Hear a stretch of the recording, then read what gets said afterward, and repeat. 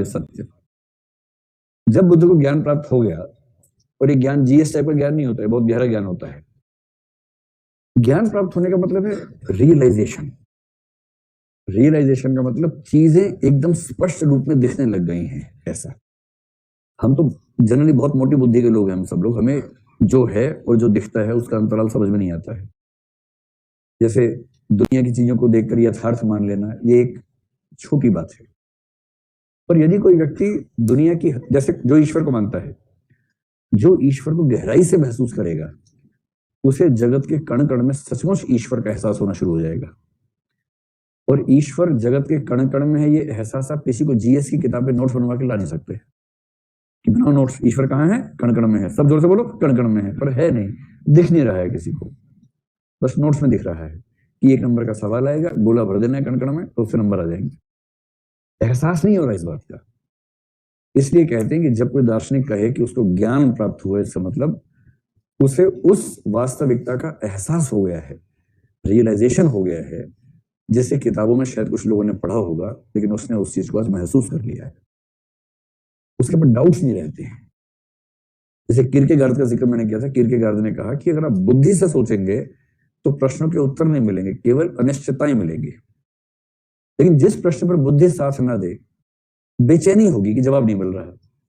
उस बेचैनी को टालो मत, उस बेचैनी को झेलो, झेलते जाओ, झेलते जाओ।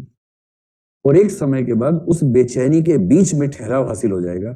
और ठहराव जब हासिल होगा, आपको उस प्रश्न का एक उत्तर अपने आप रियलाइज हो जाएगा। उसके बाद कोई उस उत्तर के खिलाफ कितने भी तर्क देता रहे, उस उत्तर के पक्ष में कोई कितनी बात करे, आपको ना पक्ष में प्रमाण चाहिए, न विपक्ष के तर्कों से आपको घबराहट होगी। आप बड़े प्रसन्न भाव से महसूस करेंगे कि आपको सत्य का अनुमान है और किसी और से सत्य जानने की जरूरत नहीं है। और दबाव नहीं होगा, किसी के तर्क देने से आप पर जरा भी दबाव आएगा, ऐसा नहीं होगा। एक पॉइंट ऑफ रियलाइजेशन होता है जो बुद्ध को 6 साल की तपस्या के बाद है। और तपस्या का मतलब क्या होता है? चिंतन, मनन, डूबना, सत्यों का साक्षात्कार करना। क्या सच है, ईश्वर है या नहीं है, आत्मा है या नहीं, इन प्रश्नों पर इतना मनन करना, इतना चिंतन करना, और प्रश्न पूछना अपने आप से, हर प्रश्न का उत्तर खोजना, उत्तर पे प्रश्न खड़े करना। और जिस बिंदु पर एक ऐसा उत्तर मिल जाए कि अब कोई प्रश्न से सामने नहीं टिक पाएगा, अब मेरे उत्तर मुझे कम से कम स्पष्ट हो गए हैं, तब वो व्यक्ति कहता है कि अब मैं मुक्त हूं, अब मुझे कंफ्यूजन नहीं है, अब एक क्लैरिटी है। और मैं एक क्लैरिटी ट्रांसफर कर पाऊंगा या नहीं पता नहीं, लेकिन मैं उस क्लैरिटी के साथ कम से कम जी तो सकता ही हूं। इसको बोलते हैं ज्ञान प्राप्त होना। तो ट्रांसफर नहीं होती क्लैरिटी। उसकी वजह क्या है? इस व्यक्ति ने जिस लेवल पे जाके चीजों को समझा है, आम आदमी उस लेवल पे जाने को तैयार नहीं है। वो उस लेवल की चीजों को इस लेवल की भाषा में चाहता है। बुद्ध ने कहा कि इन प्रश्नों के उत्तर अव्याकृत हैं, अव्याक्ता नहीं है। अव्याकृत का मतलब है कि रियलाइजेशन जिस स्तर पे हुआ है, उस स्तर की बात इस स्तर की भाषा में आ ही नहीं सकती है।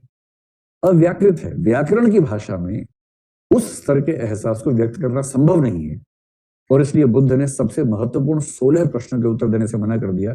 चुप रहे हमेशा। उन प्रश्नों को बौद्ध परंपरा अव्याकृत कहती है। कुछ मूर्ख कहते हैं कि बुद्ध को उत्तर आते ही नहीं थे, और बुद्ध इस पर भी मुस्कुरा रहे थे कि मैं कैसे समझाऊं तुम्हें कि उत्तर मुझे आता है, लेकिन तुम पात्र होते तो समझाता। पहले उसकी पात्रता हासिल तो करो, उस स्तर की भाषा समझने के लायक तो बनो। कैसे उस स्तर की भाषा समझो? ये ठीक वैसे ही है कि छोटे बच्चे को आपको समझाना है कि ग्रे शेड क्या होता है।